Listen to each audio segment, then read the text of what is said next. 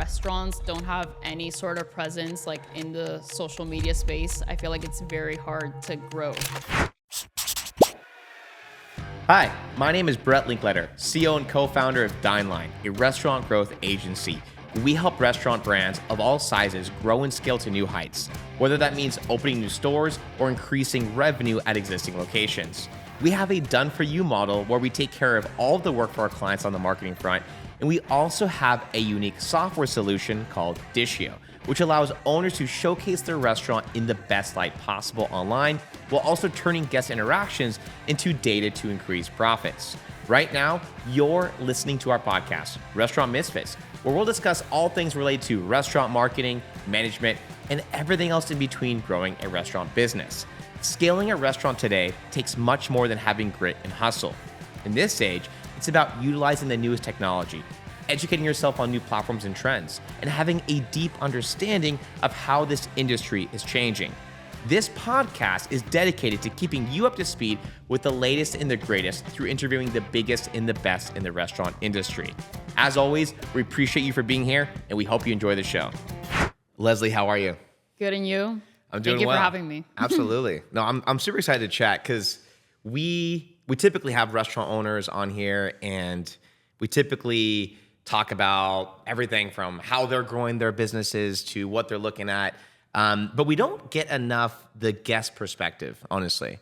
And I'm excited to chat with you because you're also born and raised here in Miami. Yes. My new favorite city in the world. I'm from California. And I just love this city. I love what's happening in this city, specifically in the restaurant space. And I'm excited to get your perspective on what you've seen change from the time you were a kid to now, and your involvement in the community, your involvement with restaurants, and your perspective on what's changing. Because it's so interesting. Miami, in comparison to, let's say, like LA or New York, it's a small city, right? It's a very small population in comparison. Compared to New York and LA. Totally. But it has such an impact and influence now on not just those cities, but the rest of the world, mainly in the food and beverage industry, in our industry, in the hospitality space. For sure. And so we are seeing so much start here and then grow across the world and impact other brands and other restaurant owners. And people are looking at Miami as like, what's next, right? So for everyone, though, who maybe doesn't know who you are, can you give them just like a quick kind of perspective on who you are, how you got into being a digital creator in the hospitality space, and anything else you want to share? Be awesome. Yeah, so basically I'm a content creator here in Miami. I cover mainly restaurants, local restaurants. I also do travel content, but my main focus is restaurants here in Miami.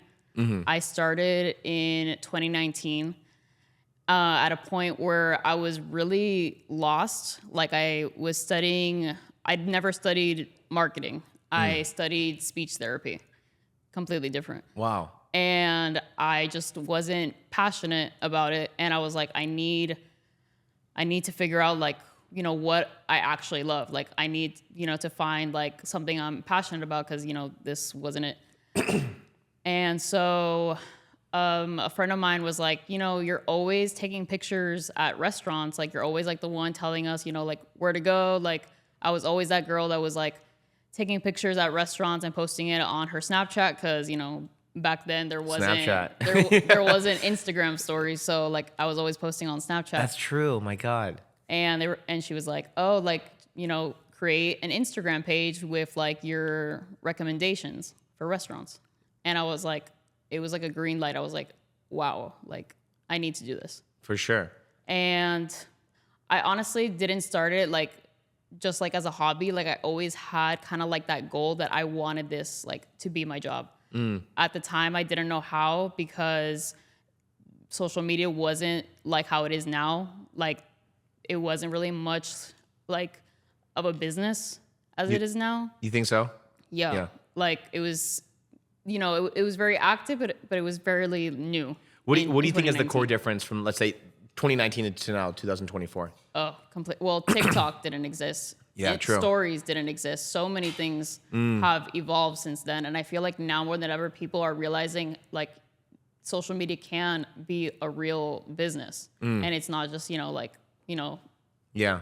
just fun and giggles now. Yeah. No, I think you're right. But it's interesting to hear your perspective also, because so many restaurant owners still, like, they're not, to your point, they're now all on Instagram. They're definitely not all on TikTok. No, which should change. Yeah, I think, like, for us, it's probably like 1 in 10 brands we speak to are on TikTok. Yeah. I've also heard some recent news about maybe TikTok going away in the US. I don't know if that's happening or not. I Only don't time will think so. tell. Yeah, we'll see. I don't know. I don't think TikTok's going anywhere. Yeah, you think so? I mean, I would like to see it stay. I like to see that not only Meta is the ones dominating everything on social, right? But what else have you seen has changed from a business perspective? Social media wise, or with restaurants? With social media in particular.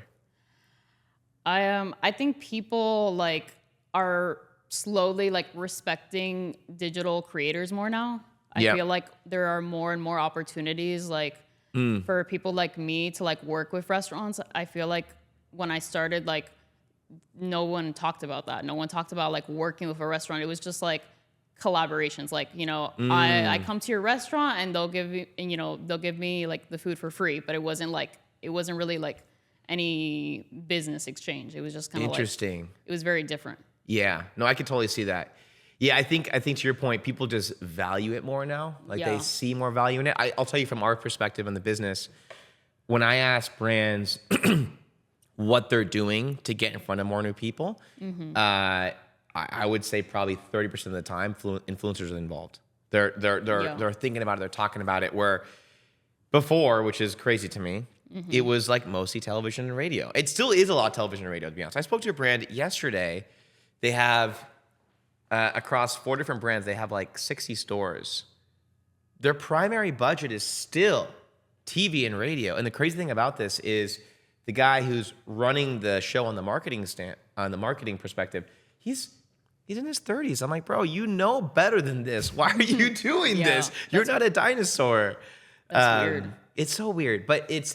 I think to your point, social has become more and more of a business over the last 4 or 5 years. But also specifically in the restaurant space, we've seen that shift even more so, right? Yeah, and I feel like if restaurants don't have any sort of presence like in the social media space, I feel like it's very hard to grow these days. Like, obviously word of mouth still exists. If you have an amazing restaurant, amazing product, like, people will find out. But I feel like you really need that push these days on social media to like really like be known. Totally. So you have about 230,000 followers on Instagram, over 100,000 on TikTok. What do you feel like has been like? What do you think has been the maybe top 1 or 2 reasons for your success as far as growing your pages? Like, what is your, I don't know, secret to it? I think the secret like is the same, like consistency. Yeah, consistency. Like, I feel like it's redundant. Like, everyone says that, you have to be consistent. You have to like always be posting, but like, it's true. Like, there's no, like, you're not born like knowing how to be like the perfect like content creator. Like, you just have to post. Yeah. And then over time you learn like the strategies, you learn like what works, what is working for you, what's not working for you, like what your audience likes. And you slowly like build that community that like will eventually like really trust like everything you do. How much time are you spending on, do you think, social per day? More than more than I would like. Yeah, but it's your full-time job now, so that makes because sense. it's not just like, it's not that I'm just like on Instagram and TikTok all day. It's also like answering emails, answering messages, like all like the business side of it is like I have to be on my editing. I edit on my phone too. So what one thing I see almost no restaurants do, which is crazy to me. People are engaging with them on social. They're not responding. How important is it that they should be responding? Oh, very important. Yeah, but yeah, do you feel the same in some sense? Like, it's like I feel like, I mean, I told you, so I'm from California. I lived for 12 years in LA. I'm from Orange County originally. I moved to LA, was there for 12 years. Then came here for a bit, was living in Brazil in São Paulo. And I every time I went to a new city, I would maybe like try to engage with some brands. I'd maybe send some messages, comment on some stuff because I'm a restaurant guy too. I want to engage with them. Yeah. It's interesting to me how rare it is to see brands responding fairly quickly to their customer comments or questions or messages. Do you feel the same or no? Maybe not in your sense because you're coming in as an influencer in the space. But Yeah. have you heard that before? Have you seen that in from other people? Yeah, I mean, I think restaurants should always be engaging with their customers, not just on social media, but I think even on Google reviews. Like, people don't understand also Google reviews are super important. Like, when you go to a new city and you're looking for which restaurant has not only like, the higher like reviews, but like also Yeah. like the most. Totally. So let's talk about that real quick because I actually was on my topic of what I want to discuss with you today. So Google, Yelp, what else are you using Yelp? Is it just Google? No. Just Google, right? Yeah, I mean, I don't like use it. Like, I don't like ever like Yeah. send a review, but I always like, look at the reviews. Like when a restaurant like contacts me, I always make sure to look at the reviews, their socials, their menu, like see if it's actually a restaurant that I personally would like to go to. Totally. And I think this is a good point because this is something that I think a lot of restaurants realize is valuable, but they don't see the immediate benefit from having a strong social or caring about the reviews as much as they should. Unfortunately, I totally agree with you on all this. A lot of brands we speak to are so hyper focused on like, we're an ad agency, right? So we run a lot of ads. So they're like, hey, we want new customers through the door. Help us run some ads. I say, great, but you got 3.6 stars or whatever it is. Yeah. Your social looks like, I don't know, you barely put any time into it. Exactly. For us, what we see on the ad front is having strong reviews and a strong social page.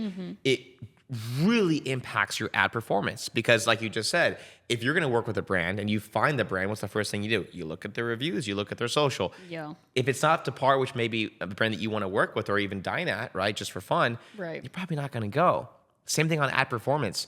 If we're running ads, doesn't matter how much I spend or how good of an advertiser I am, that is how someone judges the brand. So maybe they find the brand through an ad, maybe through Google, maybe through social, whatever. Then they look at your page from an organic standpoint or reviews. And if you got crappy reviews and you have a pretty shitty looking social, It's not looking good. it's not going to convert. It doesn't convert. In fact, this is probably the number one reason we're not successful with some brands is because their online presence, to your point, just sucks. Yeah. Totally and, sucks. And people really look at it. Oh yeah.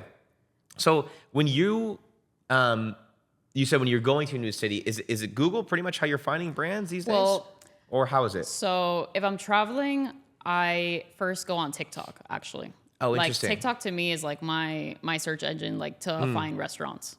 Like if I'm going to San Francisco, I'm like San Francisco restaurants on TikTok. Wow. And that's how. Wait, you searched that on TikTok? Yeah. Interesting. Because I'm very like visual, so I like to see videos of like the place and the food, and like I feel like you don't get that experience just by Googling it. Wow. See, I don't even do that. That's interesting. Yeah, I think it's a very Gen Z thing though. Yeah.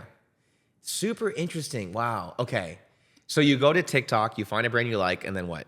You look them up on reviews? Google? Is that the next thing you do? So I do the TikTok thing only like if it's like restaurants that I'm just gonna dine at. Like if I'm traveling and I want to see like what restaurant like I want to go to, like that's how I search it up. But for like if a restaurant like contacts me like to work with them, I look at their reviews, Yeah. their menu, and their socials. Got it. Interesting. Okay. So let's talk about like what you do with restaurants, right? So someone contacts you, what's a typical deal like to work with you? What's it look like? So they usually either contact me via DM or email, and it'll kind of look like them saying, "Hey, like we would love for you to come visit my restaurant. What are your rates? Blah blah blah."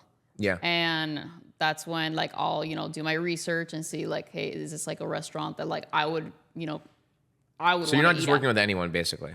Yeah, like I think it's very like attractive when people are like, oh, like we would love to pay you to like come to this restaurant, but like I think it's important to like stay like true like to your audience and like make sure to always like be going to restaurants that are, are good, not just because they're paying you. Have you ever been offered, X amount of dollars, come to our restaurant, post about it.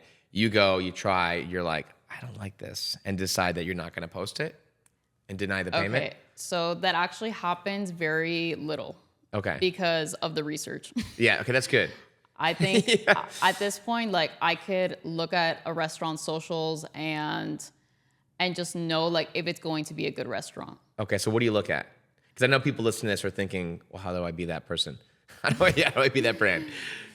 I don't know, just you don't have to be like a super like magazine, like professional like type of feed, but just, have a decent feed, like make sure like you're showing like your products well, like that they look very like indulging, like I don't know. I have this instinct where like I know like if a restaurant is going to be good, and usually I've been right.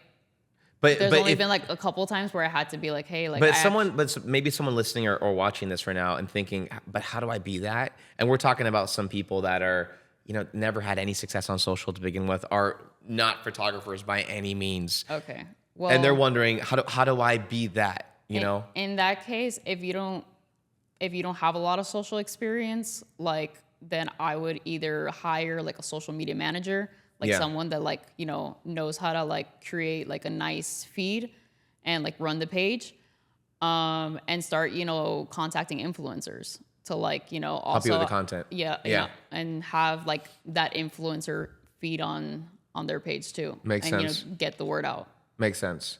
And real quick on like your following. So I know obviously you're born and raised in Miami. You're here. Do you think most of your followers are Miami based as well? Yeah, I would say like 90% is Miami, or like maybe not just Miami, but like Florida, like all over Florida, like Nice. Broward, West Palm Beach, Orlando. Because I think that's super attractive for someone who's in Miami that wants to work with you. It's like, hey, I might work with an influencer, but who knows where their followers are. Yeah. But if I'm a Miami-based restaurant and I want to get the word out about this community in this area specifically, like you're a ticket for that. That's great. I think it's super important to have like most of your audience in a very specific like city, in a very specific location, because when you post a video, like the restaurant like will see that impact, like totally, because like most of your audience is from like that place. And for you growing your page, was there anything in particular you did that was just like, I don't know, that you found was incredible for growth in particular, or was it literally just consistency like you're saying earlier? Honestly, aside from consistency, it was just getting better. Yeah. I think well, when I started my page, it was completely different from how it is now. I never even showed my face. Like it was just like videos of like just food, like pictures and videos of food, like the process of like them making dishes, like in the kitchen. Like it was super, because that's what was in back in those days. Kind of food porn stuff. But like I think you always need to be evolving, like with the not the trends, but like just like how social media grows. Like I think you need to be growing with social media and like not change like who you are, but kind of like improve your socials. Totally, yeah. Because it just seems like we're not in the organic game ourselves as a company. We don't like do that for brands, but we've been pitched by a lot of social media companies, and it just seems like there's always some new tactic or silver bullet or something. But at the end of the day, it's like it's just consistency. It's getting better. It's producing quality content, and that's maybe not something that a lot of brands like to hear, because it's the hard part, right? It's the hardest for sure. But it's it. It's literally it. Over time you learn how to film better, how to edit better. Yeah. Like those little things are what will get you there. Let's talk about the Miami market in general, because you're born and raised. You've seen Miami, through what it's gone through and what it is now today. Yeah. I think my first time in Miami was maybe like 2016, I believe, or 2017, and I've seen God, it's a completely different city. Yeah. And that wasn't even that long ago. Yeah. I mean, it's completely transformed, and I love what Miami is today. I'm obsessed with this city. I think it is so great and so cool for so many reasons. But I want to hear your perspective because, again, like I talked about from the very beginning, Miami is extremely influential right now in the restaurant scene for the rest of the world. The rest of the world is literally looking at the Miami market and thinking, oh my God, like these brands, I mean, I'll tell you for perspective too. The average restaurant in America right now, on average, they bring in about $50,000 a month in revenue, okay? Okay. Now, I don't know the average in Miami, but I'll tell you the brands I've spoken in particular, every single one, they're all over $500K a month. Wow. Out of brands now we speak to a more premium brand. Some brands here are doing $1 million. Some brands are doing $2 million a month on a single location. Now those numbers are unheard of. Yeah. Some people listening to this podcast are thinking, how the hell would I ever make $2 million a month at a restaurant? Some here are doing $3 million a month on a single location. Those numbers are absurd for most brands. But are they like regular restaurants or like very like fancy? These are upscale, you know, your premium. What do they call it? Club restaurants, you know, kind of vibe, which makes sense. But no doubt it's very interesting to see. And it's nuts in comparison to numbers that the average restaurant is doing. So with that in perspective now, what are your thoughts? I mean, what do you see in the restaurant space here in Miami that's working so well? And how's it evolved, you think, over the last, let's call it 10, 15 years from what you've seen? Well, I think before there were like a lot of more like mom and pop type of restaurants, like very like local, small, like type of restaurants. And I feel like now, like you mentioned, I'm seeing a lot more club restaurants, a lot more like high end, a lot more like, you know, very show offy type restaurants, which are not really like my vibe. I feel like Miami has really grown a lot in the restaurant space, which is amazing. But I think they need to continue opening like more like really good, like mom and pop type of restaurants more than like focusing on like that show offy restaurant, because there's like enough of them. Totally, there's a lot. I always feel like in general, we don't need more poppy steak. I feel like I feel like we need more just good breakfast spots in general. That too. There are some good ones, which I actually did a video recently. Okay, I need to see that. But yeah, definitely. I mean, I'm here in Edgewater, and there's not a lot of spots, honestly. That they're mainly like in Coral Gables and Coconut Grove. Yeah, pretty much. The breakfast spots. But what about here? Like, there's not much. It really isn't. Here are the club restaurants. Yeah, I mean, but really, that's like, it doesn't exist, and that's actually the one thing I am bummed about the scene here. But that would make sense. Yeah, Coral Gables area, I think there's a ton. That's more kind of a neighborhood vibe. Yeah, I think they have a really good restaurant scene. Yeah, they do. They really do, actually. That's a good point. But what do you feel like is working so well, maybe aside from the club restaurants here? Like, what are they doing that maybe you said you've obviously done a lot of travel blogs and all that kind of stuff too. What do you see that's different here that the other restaurants in other, I don't know, countries or cities just aren't doing? What's the difference? I don't know. I feel like we have a lot of talented chefs here, and I feel like a lot of like talent is moving here. Like, yeah, probably. In the last few years, you've seen a lot of people like moving from New York and like other cities and countries to Miami and like bringing that talent over here. So I feel like a lot of talent has like migrated over here, and I think that's what's changing. For sure. I just feel like also, so, okay, remember I told you I was in LA. I'm sorry, but LA is falling apart. Yeah. I mean, it is like, oh God, it makes me cringe even thinking about, because LA was such a great city pre-COVID, and it is a dumpster fire now. I mean, it's sad. It's really sad. But the other thing I've just noticed is like, people are just accepting crap. They're like, this is how it is. And no one seems to just fight back on it. They're just accepting that, hey, you know, there's going to be homeless everywhere. There's going to be literally human crap in the streets. And that's just our new normal. Where I feel like what I've noticed here in Miami, it's like I see restaurant owners, if there's like someone homeless outside their business or people loitering and just sitting there and I don't know, causing problems, like they don't accept bullshit. Like they fix the problem. They care about the cleanliness in the restaurant. Yeah, The little things that I do not see as much in LA, to be honest with you. There's a lot more control here.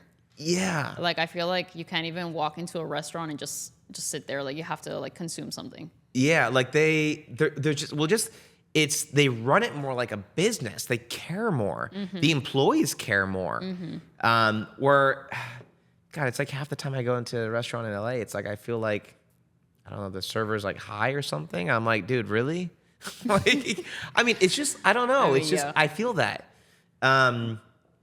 But I guess like, what have you seen change in Miami also about the restaurant scene? Because again, I was here 2016, 2017, I think it was, and I feel like it's a whole new city. Yeah. For many reasons, maybe outside the restaurant scene, but there's just been such an elevation in what they do. Do you feel the same, or Yeah, what's the difference? I feel like they're trying to like be more of a foodie city. Yeah, Like I feel like true. before it just wasn't like that. Like Miami was just like a place you came to party. Yeah. Like it was like kind of like Vegas, but like more tropical. Yeah, that's a good You point. came to go to the beach to party and for a weekend, and that was it. And I feel like now like there's a big focus on restaurants, like dining at really good places. I feel like Yeah. that's been probably the biggest shift. Yeah, 100%. Asian fusion here. It seems like everyone's doing that. I'm sick of it. Yeah. Why? You know, it's like, it's crazy, right? I think, I mean, it's good. Like, you know, we love a good Asian fusion every now Yeah. and then, but I feel like it's overdone. I agree. I've also seen way too many like Peruvian Asian restaurants. Like that There fusion is. is like, there's too many. It's funny because I told you earlier, my girlfriend's Brazilian, and her family is actually visiting from Brazil right now. Her mom and her stepdad are here for the week, and so we've been naturally showing them around. Yeah. And it was funny because on like the fourth restaurant we went to, I realized every restaurant we've gone to has had some kind of Japanese or Korean or Asian fusion. And it's funny because most people don't know this, but São Paulo has the highest population of Japanese outside Japan Oh, wow. in the world. They have amazing Japanese food in São Paulo, and my girlfriend's stepdad is Japanese Brazilian. Okay. And he was noticing, these are all, it's like São Paulo, like a lot of Japanese restaurants. And I was like, I didn't, and he's totally right. I mean, we were at Cote the other night. Love Cote. Last night we went to Queen, and there's all this Asian fusion. And I think to your point, I love it too, but I think it's a little overdone. It is. To the point where everywhere we go is Asian fusion. And I don't know, like I've noticed it's very hard to find good Brazilian food here. Yeah, there really aren't. It's hard to find good Mexican food here. Why do you think the Asian fusion is just dominating? I think fusion is dominating a lot in like overall. Like, Yeah. I feel like there just aren't enough spots like that are like completely like authentic, if that makes sense. Like there should be more spots that like are 100% Chinese, 100% Mexican, 100% this, not like always I like agree. doing fusions. Like I prefer Good Chinese food also is hard to find. Like 100% good Chinese food. I don't Yeah. know. Where do I go for that? Well, there are a couple of spots. Yeah. But there need to be more. Yeah, I agree. I totally agree. Like, where do I get a really good burrito? There's a spot called I think it's called Uptown 66. They're in Biscayne, and they have a really good steak burrito. Okay, I I'll would check it say, out. Yeah. Have you been Also, to Chateau Zizi's recently? No, You gotta check that spot out. it's good. Really nice fine dining Mexican. Okay. And I that's actually I really love good Mexican food. Same. And I like good Mexican street food too, but like I like the fancy Mexican food, like the kind of stuff that you can only find in like Mexico City, Okay. and that's so hard to find in the U.S. in general. But I don't know. I just imagined with so much, I don't know, Latin influence here in Miami that there'd be more, and I'm surprised there's not. You know, I don't know. It's interesting. Yeah. Maybe there just aren't like enough like, you know, of those cultures in Miami. I think don't it's know. more like you'll find like so many amazing Cuban, Venezuelan, A lot of Colombian, Cuban. Yeah. because that's, you know, what dominates. Yeah, a lot of Cuban Miami. for sure. A lot of Cuban Love food. Cuban We food as honestly well. wouldn't need another Cuban restaurant in Miami. We have so many. We have so many. It's And insane. Venezuelan spots too. True, and Peruvian. Yeah. Peruvian. But I don't know, it's interesting. So when you look at, we talk about all the things that are working, but what do you think is not working? What do you think that brands are doing that they're just really screwing up? What do you just absolutely, I don't know, maybe despise about some restaurants? What are brands doing wrong? Honestly, I think something that Miami could really improve on with restaurants is the service. I think, granted, there's obviously going to be restaurants with amazing service, but I think they need to pay more attention to that because, like, I feel like people, like, even if you didn't have the most amazing meal, you had a decent meal, but you had amazing service, people will come back. Yeah. And I think that's super important. Yeah, I agree. I feel like other cities, like, maybe aren't that huge in, like, the restaurant scene, but then they'll have amazing service. Yeah. When you look at great service, talk to me more about that. Like, how would you describe great service? Is it like knowing your name when you walk in? Is it like, tell me about the specifics behind that. Well, if I'm filming or if I'm just coming in as a customer? Just coming as a customer.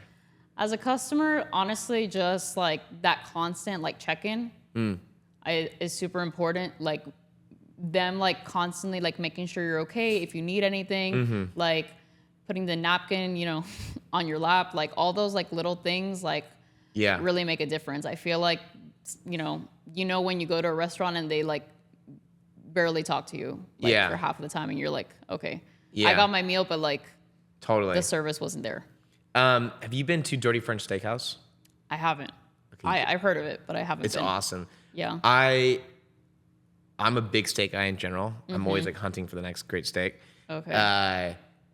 But their service, to your point, you said like putting the napkin down on your lap. That I agree. Like they do an incredible job. I swear to God, I think they hire like actors or something. But like it's like they're putting on a show almost. Okay. Really, That's like, how I felt when I went to this restaurant in Brickell called True Lux. Okay. I don't know if you've been. I saw your post about it and I actually wrote it down as something I wanted to talk about. So tell me about that restaurant. So it's also a steakhouse. It's a steakhouse / seafood restaurant, and the meal was amazing. Yeah. But like what really like took it home was like how they attended us. Like Yeah. And it wasn't just because we were filming that day. I saw them do that with every table that was there. Is it new? I've never heard of it No, before. I think they've been around for a few years. Oh, wow. But it's incredible. Okay, so let's talk about this real quick though. So they've been around for a few years. Yeah. Was it your first time going recently? Yeah. And I remember that when I, posted it and I, talked about it on my stories, a bunch of people were like, yes, they're amazing. Like the service is like insane. Like everyone had that same like experience and that same opinion. Like, yes. So, but let's talk about this real quick. You're big in the restaurant space. I'm big in the restaurant space. Neither of us had heard about them until now you recently. Now we're talking about here on the podcast. Well, I always passed by them, but like I never went. So this is interesting. Why didn't you ever go? What were they doing wrong? Maybe from an online perspective, because to your point, they're incredible once you're in store. But what we're talking about right now is a huge struggle that a lot of brands just don't get right. They're doing an amazing job in store, great product, great service, everything's perfect. Right. But they've done something wrong to get you or I in the restaurant, or many other people, right? What was missing? Well, I think it was two things. One was I never heard anyone talk about them. Like I would always like pass by it anytime I was in Brickell, and I thought, okay, they're just like another like fancy steakhouse. That was just like my point of view. And I just never saw like anyone really like post about them. So like I just never had really an opinion. Like it's True Lux, right? Ocean's finest seafood and crab. Okay. Exactly. Interesting. So you said just another fancy like steakhouse. Yeah. Whatever. So I think that's an interesting point. And I think to your point, too many restaurants are kind of trying to do the same thing and not unique enough maybe. Is there a point there or no? Yeah. Maybe? I would say. Just another fancy restaurant. Yeah. I mean, granted, the food was incredible. Yeah. But like before going in, I thought it was just gonna be that, like another like basic, fancy steakhouse. So I'm pulling But up. the quality of everything there truly like blew me away. Okay, I see you on their Instagram now here. Yeah. Nice. You got an espresso martini? Espresso martini, Yeah. sorry, that's Amazing my Portuguese espresso accent coming martini. out. This is what's annoying about me learning Portuguese is because like in Portuguese, there's the English word, but in the Portuguese way, the Brazilian way. So I said Right. espresso martini instead of martini. Yeah. I'm starting to do that. There's like some English and Spanish in Portuguese, right? Yeah, it's so interesting. It's confusing my brain a lot, Yeah. to say the least. But I think to your point, I'm looking at their page, and they look fancy, they look nice. Yeah. But in a restaurant scene that has so many of these brands, yeah, we didn't go in. I'm looking also at their page, and I'll tell you right now, I don't think they're running any ads. No. I don't think they're doing anything from an organic standpoint. What do you think about brands, by the way, driving traffic to a website through their Instagram or through like a Linktree type page? Do you have any preference or you prefer anything on that? I mean, why do you go to a restaurant website to begin with? Is there any point? I just go to the website to see the menu. Okay, but that's it, Yeah, that's right? it. So I usually don't even like look at anything else there. I just like yeah. look at the menu. So I want to talk about this real quick too, because to your point, I totally agree. So many restaurants that we speak to, and they spend way too much time and energy and money on their website. And at the end of the day, excuse my French, but nobody gives a shit. Like, No. nobody gives a shit about your website. Yeah. I mean, I asked you earlier, how do you evaluate a brand? I'm going to their TikTok, I'm going to their reviews, maybe I'm looking at their Instagram. Yeah. You didn't mention once website. No. Nobody gives a shit. You're only going there to look at their menu, right? That's it. Aside Yeah. from their menu, who cares? I mean, maybe I'm making a reservation. This is why we like these little micro websites. This is why for us as a company, it's they convert better. They're usually faster. They're mobile optimized. If you want to be effective with driving traffic from an organic Instagram page to booking reservations, make it simple for your guests. Like, click the link in our bio, click reservations, boom, you're in. Yeah. You want to see our menu? Click the menu button. But all this other crap on the website, I just think it's so busy, right? No, I just don't think it's worth investing a lot of money. Yeah. Yeah. I think it's smarter to like invest more in influencers and ads. Yeah. Really focus more on the social part. Yeah. I agree. So you're saying, I mean, just to be clear, so it's your Instagram page now is definitely more valuable than your website. But it's Yeah. right? And it's the opposite though for most people. Is they're spending way more time on their website than they are their Instagram, which is unfortunate. That's super interesting. Do you? I'm gonna go to your Instagram page. Do you? Let's look at you real quick. So do you? Oh, you don't have a web link. No. So I've how actually never created a website, which I don't. Which Oh, really? People have recommended it, but like I haven't done it yet. So how do people just message you then? Is what it looks like. Pretty Message much. and email. Okay, got it. Damn. And you're managing all these inquiries? Do you work with anyone that's helping you with this? No, I don't have a team yet. It's literally just Okay. my team is my boyfriend who helps me film and stuff. But like with emails, messages, all that I do myself. Okay. Got it. And if you're approaching restaurants, you're just messaging them. Well, I don't really approach like restaurants anymore. Okay. So like if I wanna, But when you were, was it through Instagram DM? yeah. Okay. When I was starting out, I would message like a different restaurant literally every day. Got it. But So now it's just they usually just contact me, or if I want to, visit a restaurant, I just go. Like, So this is interesting. So again, even for you approaching brands to work with, there's never a moment where you're going to their website to even make an inquiry. It's all through Instagram. yeah, So yeah, so this is interesting, and I know maybe it seems like I'm beating a dead horse here, but it is that important that brands spend this time and energy on their pages, because at no point in this process, whether you're working with them or you're finding brands to work with or just dine at, you're never going to their website. It's never part of it. Yeah. So again, everyone listening, again, please let this sit in for a second. Your Instagram page is way more valuable than you think it is. Man, this is so interesting. So, what else do you see? What are else you think some common problems that you think brands just still are not catching up to? Maybe some brands that still are just falling short of in your eyes, aside think from service. it's definitely gotten a lot better now. But I think restaurants need to like need to know the impact that content creators can have on their business. Like some are still very like hesitant, closed off about like working with influencers. They want to keep things like, still old fashioned, word of mouth, if, yeah, and not like, having a creator come in. Do you feel like some restaurants think they like don't need marketing, or we've never needed marketing? Do you ever hear that? Right? Yeah. I mean, granted, there are like few restaurants that are just so famous that like they honestly don't need marketing, but those are very few cases. Most, totally, if not all, restaurants still need marketing, no matter how successful they are. Yeah, 100%. Okay, so I want to shift the conversation a little bit. I asked you earlier when we had spoke on a phone call before this podcast about your opinion between kind of a controversial topic for some restaurants is paper menus versus digital menus. Okay. I know you said you had some of a preference towards paper menus, but I want to talk about that real quick. So because a lot of restaurants, to give some context to this, QR code menus became widely popular during COVID. Everyone had the contactless menus, whatever. I don't want to touch menus, COVID, blah, blah, blah. And so now there's, I think still today, somewhat of a negative stigma about it. Tell me what you like about paper menus, and tell me what you think brands are doing wrong with digital menus.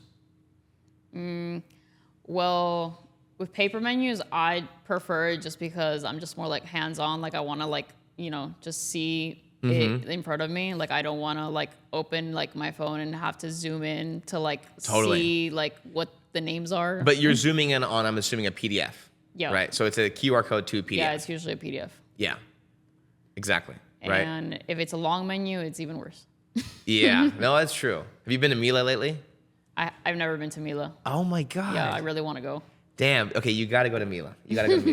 But hopefully, and Mila is one of those brands that I think is they do a really great job, but they have this QR code menu that drives me nuts too. This PDF thing, and I'm only 32, but am I already like needing glasses at this point? I'm like, I can barely see. It's brutal. It drives me nuts. But I think to your experience, this is why I also just despise about QR code menus. I want to potentially show you ours today. Well, I want to show you. I'm going to show you. Okay. And I want to show you the difference. And I guess when we put this podcast up, I mean, people listening, you're not going to be able to see it, but maybe we'll put a link below this podcast so you can engage with this example menu we're going to go through. If you're watching the YouTube, you're going to be able to see it on the screen. But I want to show you something real quick, and I want to walk you through and kind of get your thoughts. Okay. So I took a screenshot of one of our QR codes, so you can just scan it easier. And do you need my phone? Yes, you might need your phone. Yeah. So hopefully this works. Otherwise, I can pull it up on my computer for you. So just scan that real quick. Okay. Got it. Okay. So what I want you to do is tell me just first impression. What are your thoughts? It looks much different than the PDF. Yeah, like it's just easier to read, easier like just to like view in general. Like yes. you got the description, you got the pictures. They're pretty larger in font. Yes. Makes it a little easier to actually see what you're looking at. Got prices. So at the very top right, you're going to see a button that says filter. Click that button real quick. Now, you can filter this menu by dietary choices or restrictions. Nice. Click on any of them if you want. Click gluten-free, seed oil-free, whatever you like. You know when you go to a restaurant and it's like, you know, you have to ask, hey, is this gluten-free or not? And half the time they're like, I don't know, let me check, whatever. Yeah. You never have to do that again with our menus. The cool thing about our menus too, this one doesn't have it, but the menu also translates itself into English, Spanish, Portuguese, or French. Wow, that's really cool. And so what we're aiming to do is kill the stigma of like it's hard to see, it's hard to navigate, and instead it's easier to understand the menu. You can view it in your native language if you want, whether you prefer Spanish or English. I know you kind of go back and forth, yeah. right? And navigating the menu and finding things that you want is a lot easier. Do one more thing for me. If you click on grilled meat on under the food menu, and just click on that ribeye, for example. I'll just show you here. So you see this here. So if you click on an item, what we're gonna see is the suggested items maybe to pair with, right? Nice. What this is doing for a majority of restaurants that are using this is it's increasing their ticket average. I mean, it's so often we go to restaurants and we ask, hey, what pairs well with this? What pairs well with that? Maybe you need a sommelier to decide what wine pairs well with your steak. With this, you don't need that. Everything is already basically paired up for you to make a better suggestion. And this is really what we're trying to change in this space, in the industry. The other thing is just transparency, right? So much about a restaurant is about the taste in the food, the experience. But something else that consumers we've noticed quite a bit is like, what's in my food, right? Yeah. Talk to me about that in your perspective, by the way. Like seed oils right now is kind of a trending topic that people are trying to avoid. Do you see brands you're working with, are they talking about this at all? Not in your really. sense? Which is weird because I feel like so many people like these days like need some sort of like have some sort of dietary restriction where like they want to know like if something has gluten, if something is sugar free, if they're allergic to something. Like there's so many like little things that you know. Well, I'm glad you brought this up because to your point, you're right. A lot of consumers are asking for it or hoping to find a restaurant that doesn't contain A, B, C, or D, but the restaurants are not, right? Yeah. And it shouldn't be that complicated. Right? Okay, I totally agree. This is what drives me nuts. It's so I try to avoid seed oils like the plague, and it drives me nuts how I half the time can't go to a restaurant and ask for I don't want seed oils in this plate. I tell them I have an allergic reaction. I don't. Okay. But I tell them that so they're like, oh shit, I gotta avoid this. I think it's better to say you're allergic so they're more like scared. So they really care to not put it in. Yeah. But it's surprising to me how difficult it is for some brands. You know, not to go too far into this topic, but I told you I lived in Brazil. You know, I kind of go back and forth. And the difference I've noticed between food in the U.S. and maybe Brazil is, well, in the U.S., I mean, you probably are well aware of this. We have a major health problem right now. We do. Way more dramatic than I think most people realize. I read a stat recently that if we don't fix some of the major problems we have with processed foods, seed oils, and refined sugars in basically everything, more than half of Americans are going to be obese. That doesn't mean a little bit overweight. That means obese. Yeah. Like very, very unhealthy, like on the verge of a heart attack obese. Yeah. And there's a reason why you go to Italy for 3 weeks and have pasta, bread, and pizza like every day, and you come back looking the same. Isn't that but crazy? You have pasta one night here, you're like... you feel like you're going to explode. Heavier the next day. Yes. Have you noticed also, by the way, like in Europe, if you're drinking wine versus here, the difference? Yeah. Like you can drink wine all night and feel great the next day. Yeah. Here I've never been hungover in Europe. Isn't it crazy? Do you know why that happens?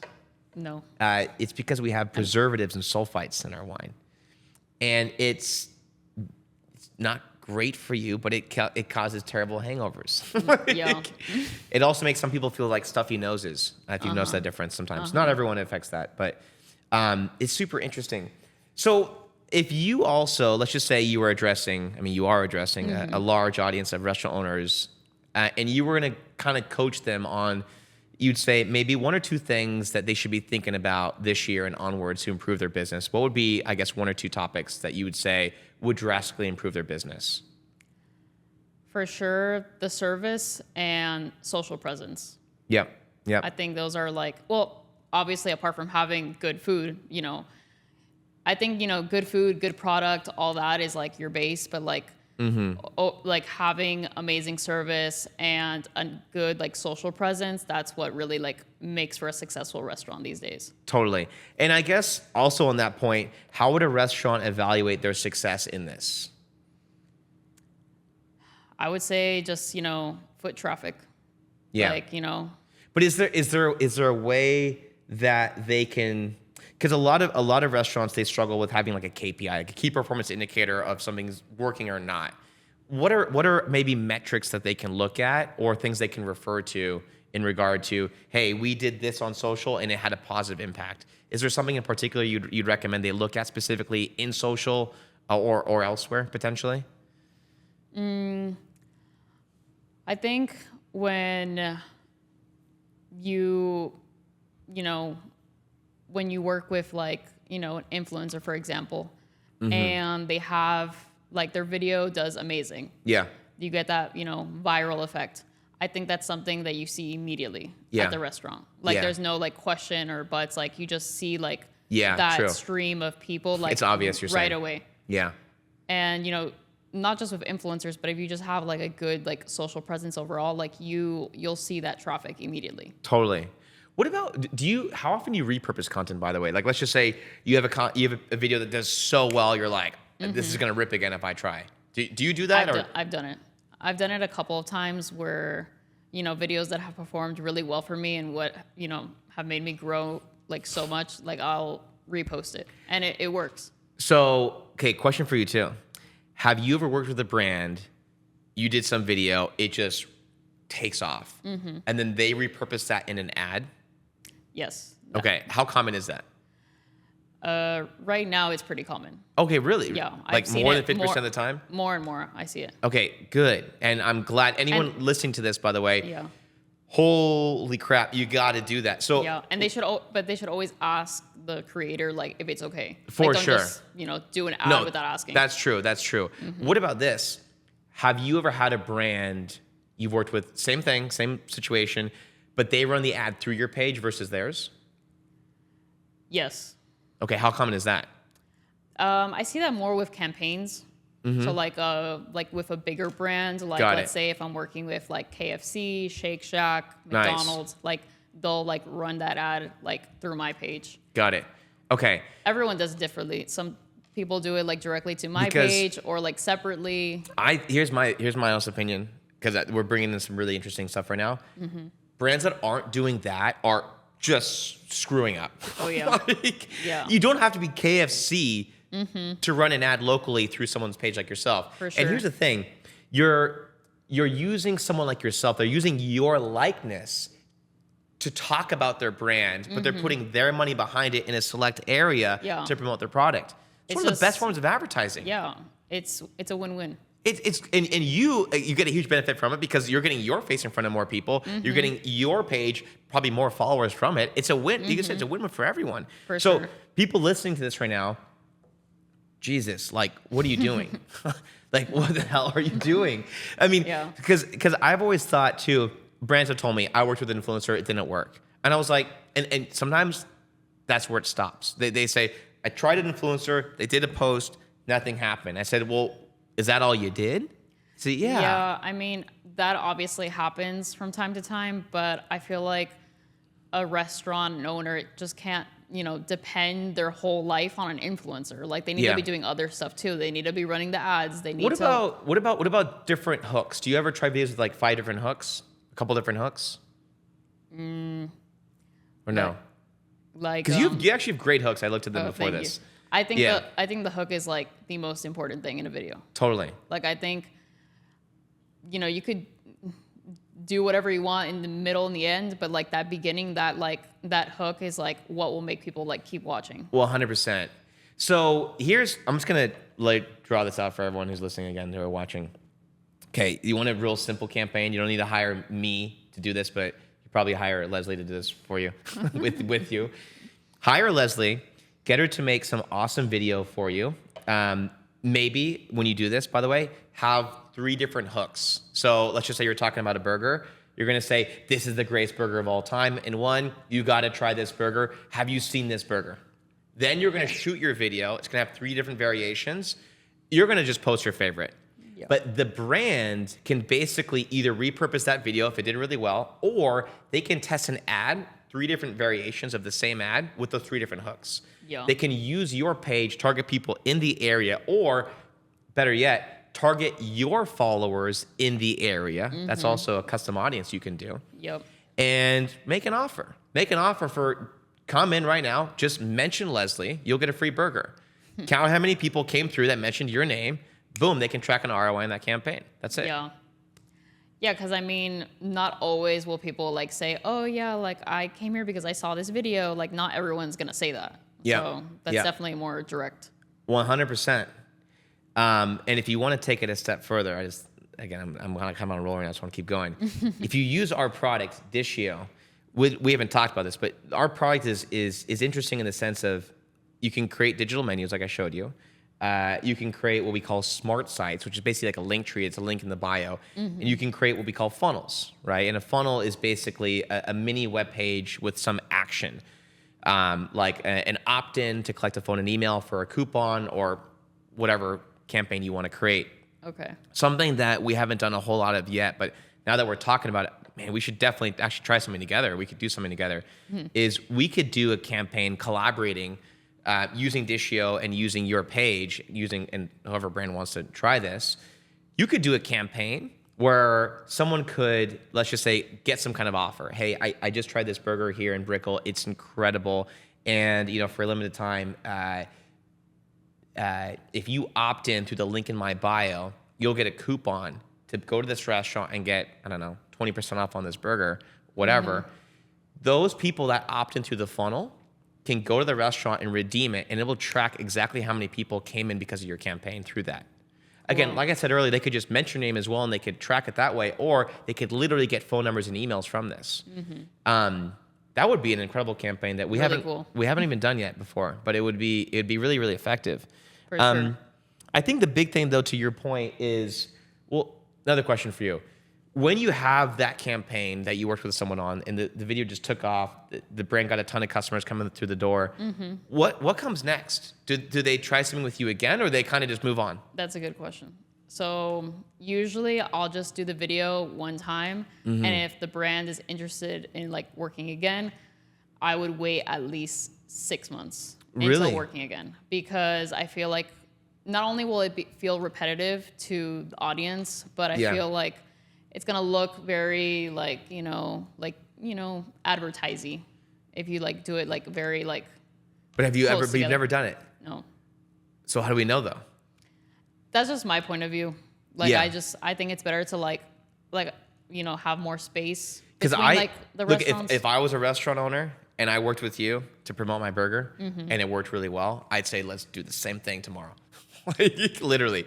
Yeah. Now, maybe not promoting it through your page, but I would maybe do the ad. Would you be open to that? If you could create an ad with us? Yeah, for sure. Yeah. Because I would 100% do that. And this just is another message for all owners to be cognizant of is if you have a campaign that works, I think so many brands, for some reason they think, marketing has to always be changing. I'm not talking about you in particular, right? Because I get where you're coming from. Yeah. You want to be loyal to your audience and provide variety of content. That makes total sense. Yeah, it's the variety. But I think for an owner though, if they worked with someone like you, and maybe they've worked with 10 other influencers, but for some reason working with you, maybe it was your style, your vibe, the way that you present their product, it worked really well. I would be thinking, I'm not going to go try and hunt the next great thing. I want to work with only you and keep multiplying that success. Yeah. So many owners, they do something that works and then they walk away from it. And it's crazy to me because we've always we're big in our company on if you find success, scale success. Don't walk away from it, right? Find a way to keep multiplying what already worked. Yeah. And I think so many brands, I don't know why. They just, okay, thanks, Leslie. We're going to, try something else now. That works so well that we're going to go do something else. Well, what the hell? I've also seen cases where like a brand will work with someone and it did amazing the first time, and then the second time it didn't do as well. So I feel like also to like avoid, I guess, that like pressure to like perform as well as it did the first time could be a lot. Yeah. Yeah, no, I hear that. I hear that. Another option too is also working with creators that like have, they're similar to me, like very, similar style. Yeah. Could also work. One thing that's interesting, you talk about this content about consistency and you've gotten better. It's, again, I'm an advertiser. So when we look at stuff like, watch time, click-through rates, cost to reach 1,000 people. We call them CPMs and all these metrics, right? And we have certain numbers in our head that are, quote, good or bad. But it's interesting how, a slightly different hook or approach or angle can make the difference in thousands of dollars. Have you noticed something in particular when you're shooting your content that's worked really well for you? Maybe it's the hook is showing showing the food item, showing it being made. Is there something in particular? I mean, again, we're talking to owners that maybe aren't the best with the camera. A couple pointers you think that would maybe make a big impact? Anything you've noticed in particular with your content? Well, with my content, I always try to start it with, obviously, the best shot of the video. The shot that I know that is like the most like eye-catching, where the product like I'm showing looks, super indulging. Yeah. Obviously the hook too of like, what I'm saying. Like I always try to start with like what makes this restaurant special. That is essentially the hook. If it's like the best burger I've ever tried, I'm gonna say that this is the best burger in Miami. Got it. If it's an omakase hidden in a taco shop, that's how I'm gonna start it, because that's super unique. So like anything that's special or unique to the restaurant is how I usually start the video. Got it. Because like, sushi spot in Miami is not gonna really do it, because there's so many, and it's like, it's not Totally. You need to give that first impression like 100%. 100%.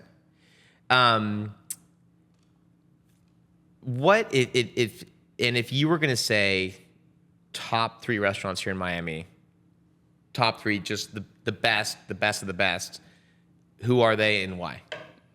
I know it's hard. It's a hard question. Horrible question. At least you didn't say favorite restaurant, because that's that's my least favorite. Top three. Well, the thing is, I have favorite restaurants based on cuisine. Yeah. So like, I could do that. Okay, let's do that. So favorite Italian would be Luca Osteria in the Gables. Okay. That's, to me, like top. They have these like truffle potatoes that are insane. Okay, nice. Like I would go just for that. Okay, cool. Number 2.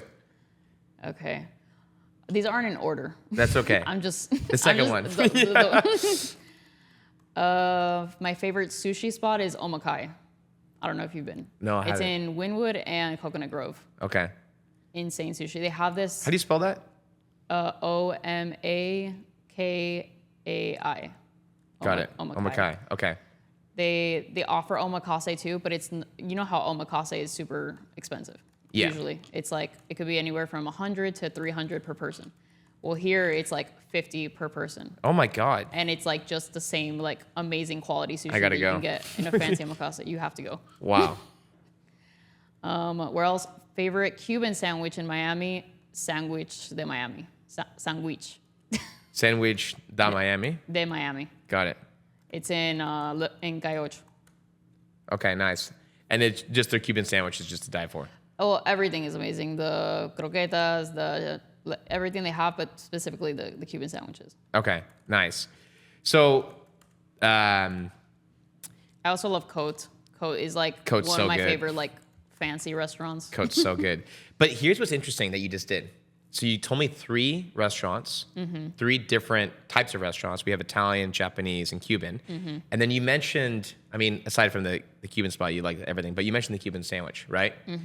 Too many restaurants don't highlight their top dish enough. Okay. They market the overall brand, but not a specific plate that they just kill it at. Okay. Right? Well, yeah. It's interesting. I think all successful restaurants have like a star dish. Yes, I think, you're right. Yeah. But too many brands don't realize that. I ask brands all the time, what's your top seller? Usually they kind of know, but I don't know, but they don't promote it. It's weird. Yeah. Like it's weird. And the star dish needs to also make sense with the concept of the restaurant, because, for example, I was at this sports bar the other day, and I asked like, oh, what's like the best dish here, or like the dish that most people order, and they said salmon, and I'm like, at a sports bar? Yeah. Oh God, so Like, weird. Not burgers, wings, like salmon. Or I always do too. I love to ask the waiters like just what they recommend and kind of gauge like their excitement level over it. Or I'll be like, hey, what do you like, the steak or the salmon? And if they're kind of like, I mean, then I know their opinion doesn't fucking matter. Yeah. Right? If there's like the hesitation. But if yeah. they're like, I mean, dude, the steak is insane. The salmon's good too, but oh my God, the steak. Then I'm like, dude, I'm going to the steak. Like, I totally gauge that. And I think restaurant owners, it has to be clear I like that phrase about the star dish. What is your star dish? What is the dish, or maybe 2 or 3 dishes that are just stand out, that you want your staff talking about, that you want to be promoting, that you want to be known for? And the brands you just mentioned, I mean, it's very clear what's the star dish to you, but I'd be curious to look them up later and be like, are they promoting these things? They are. Oh, they are. Okay. Yeah. Well, and they're probably doing pretty well. Yeah, they are doing okay, well. there you go. These are all successful restaurants. But that's what they're doing, and that's so amazing. I think this is what so many brands just don't do. Mm-hmm. This has been really good, Leslie. I got a lot of information here. I'm super excited on everything we've discussed. I want to try this campaign with you though too. By the way, for sure. I'm going to do something that if anybody's interested, and they want to work with you, right? I will also give whoever works with you, if they want to also use our software for free for 3 months, they can do that. As long as if you want to work with Leslie and you want to pay her for the job, I'll also throw in our software free for 3 months to try this out with a package of whatever campaign you want to do, so we can test out this campaign. Awesome. You got to pay Leslie, but for us, you can be free. So if anybody wants to do that, if you do want to test this out, and you've heard this podcast, contact Leslie and just mention I heard the podcast. I want the free Dishio software too. We'll give it to you guys for free. What is one question that I didn't ask you, but if you were the interviewer and you asked yourself, what would it be? What is something that you'd like to share with the audience that you think they should know? Anything in particular we haven't discussed? That's a good question.